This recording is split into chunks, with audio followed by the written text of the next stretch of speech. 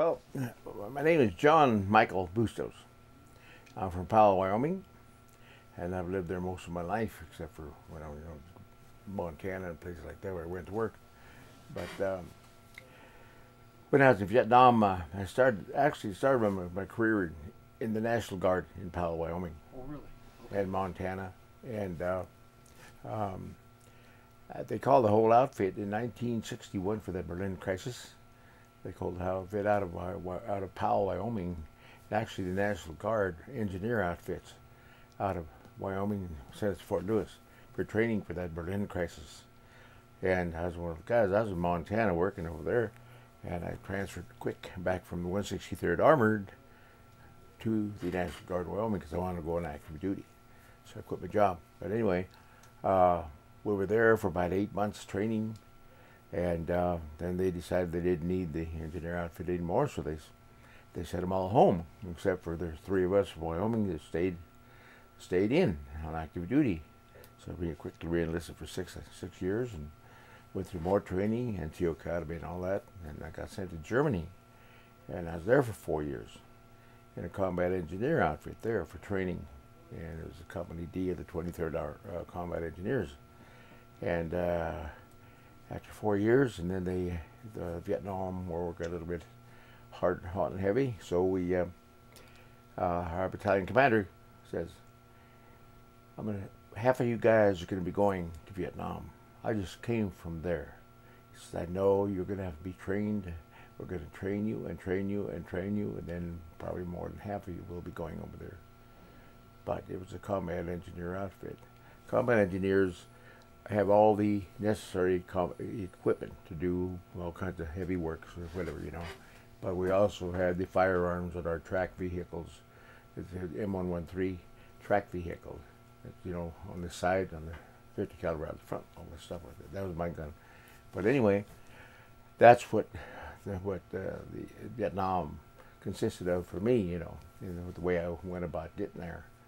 But it was I was there in 1967 to 68, and it was pretty hot about that time, and everything else. But it was no picnic. It's completely different than anything else I've ever been in. War is, but I guess I was one of the lucky ones who just didn't really get hit. And I tell my friends, I says, well, he says, how come you got away? What'd you do? Run? I says, no, but I says, let me tell you something. I'm a Mexican. And have you ever seen a Mexican running away from an immigration agent? I said, we're fast, awful fast. If I tell this joke all the time, people say, you gotta be crazy, tell them that. But anyway, Vietnam was, our main duties were to follow the Black Horse, 11th Armored Cavalry.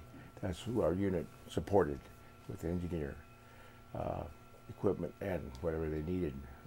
People blow things up, whatever, and look for mines, clear mines, and things like that. But they kept us pretty busy. They actually divided our unit at the 919th Combat Engineers. They divided our unit, and they would send troops like a squad or a platoon with part of the 11th Cav. They had different functions. They had to go to different places.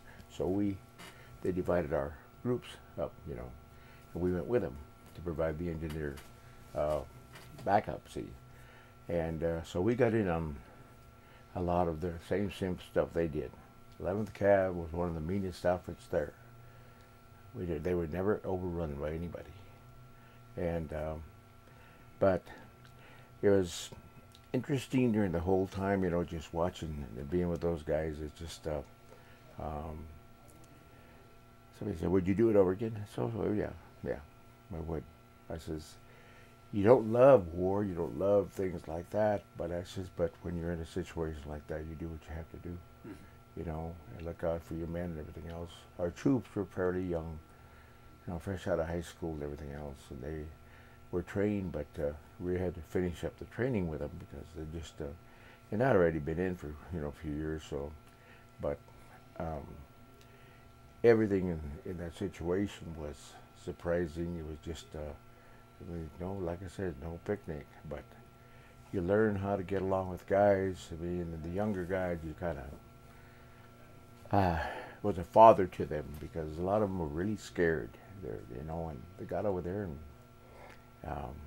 you had to get them, set them down and settle them down a little bit, you know, and did all kinds of things. And one of the most probably, when I really came close to getting hit, probably was we're building the longest bridge in Vietnam, 925 feet across that Nisqually River, not the Nisqually, but the Dong Nai River. And we had to get the 11th Cavalry across from the other bank over to the one we were on, because they had flown us in there to help to build this bridge.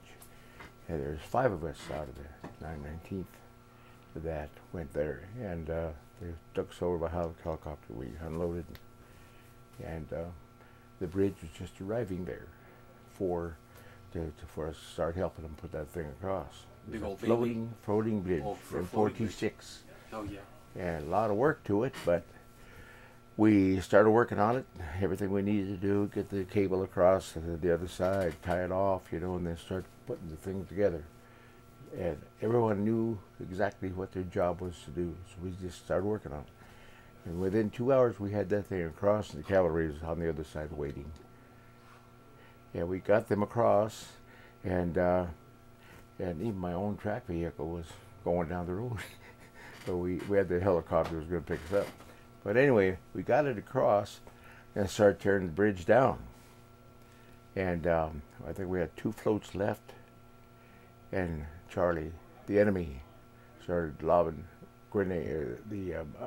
mortar rounds and rockets into it. And they took out the floats that were left in the water, and it just kept pounding us. It must have been for over an hour. And we had nowhere to get to for safety, you know, so I dove underneath the 3/4 ton truck. And there's another guy already down there. He's just praying like everything, you know. And I says, hey, I says, there's some sea ration cases on top, back of this 3/4 ton truck. I said, I'm going to try to reach up there and get them. Put them in there for a little protection beside us. So that's what I was doing, you know, and we got that done, you know, and then we just lay there, and just the blast kept coming in closer and closer. And finally they called in support, and the aircraft came in, they laid bombs and all kinds of stuff on them, quieted them down, see, and it was over. But that was probably the time when I really, you know, well, I met Waterloo, you know, because we had no way to fight back. But there's quite a few guys still out there that, you know, we had to dodge everywhere to get out of the range or whatever, you know. But that was pretty close, you know. And but then we got our flight out of there and we took off again, you know. But I got the rest of the bridge. The other guys that the bridge company actually was still left there. They loaded up and went back to their base camp. But that's what our work does. What was to do is to build bridges or whatever. And actually, our outfit actually finished building the base camp for the 11th Armored Cavalry. All the hooches, and a hooch is the building where the guys stayed, you know. Now, where was that base camp? Do you recall? Pardon? Do you recall where that base camp was? Yeah, that's where we went into when I first got there. Okay. It was right to that base camp. Do you remember where that was? That's Swan Lock. Swan Lock. Okay. Yeah, it's right. It's about 50 miles from Saigon, and that's where the 11th Cav was. And so every time we left there, we'd leave. You know, we follow them, go wherever they're going. You know, search and destroy mission, 10, 12 days. Then come back, pull maintenance, and take off again. Now, how long were you over there? Total? I was over there 18 months. 13? 18.